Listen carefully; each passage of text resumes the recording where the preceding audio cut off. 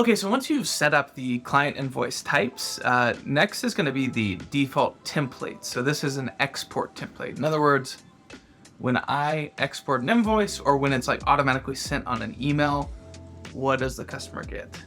So for example, let me just show you. So export to PDF. So this can be customized. And what's specifically customizable is these columns, what you display, what you don't display. You can also set up your payment instructions, a payment link, for example, a message. So let me show you where that gets done.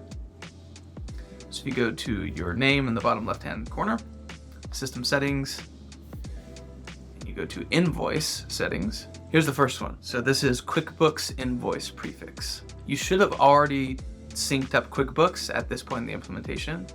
So something really important is if you want to have some sort of prefix that happens before it gets pushed over to QuickBooks. This just prevents issues when you start writing invoices that originate in Luminous. And we will push that prefix over to QuickBooks so that there's no incrementing issues. Just ignore this, the override invoice taxes with Avalara. It doesn't really work actually.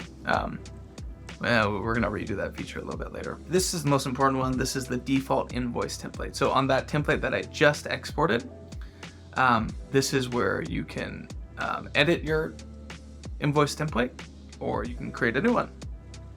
So if I hit create a new one, this could be like, I don't know, special distributor invoice template. And you can see this is where I can choose everything that gets displayed on here. So that's everything from all of my main fields, which is like if I want to display notes, if I want a description, if I want the product name, if I want the unit price, if I want to show the discount on a column or not, or the quantity, or the SKU, or the retail. Anyways, pretty self-explanatory. Whatever you want to show, you can add it here. If you want to show a custom field, that also works as well. So our invoice formats are super customizable. These are just additional invoice fields right here. So the line item fields will show on the main table. The invoice fields, this is one that will show below the table. So just to be specific, what I'm talking about is the one that I just exported. So table is right here. So that top part where you're choosing all of these, this is what columns go into that field. And then the custom fields is what goes below this. This is the email that goes out. So I can set this email template. So this is pretty basic stuff. You can just set a email that automatically goes out. How that works is once you've set up the companies and the contacts, I can click the three dots right here and I can hit send the contacts via email. It'll pop up with the contacts under this company and then I can send it.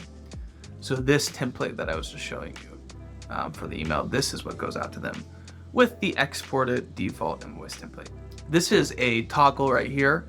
In invoices, there's the concept of completing an invoice. And all that means, for all intents and purposes, it's just locking it.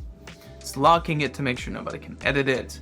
Presumably at that point it's been paid, it's been shipped. I don't want anybody to be able to edit this or touch this. So that's what completing an invoice does. And it also helps like clean up your queue so I can complete this.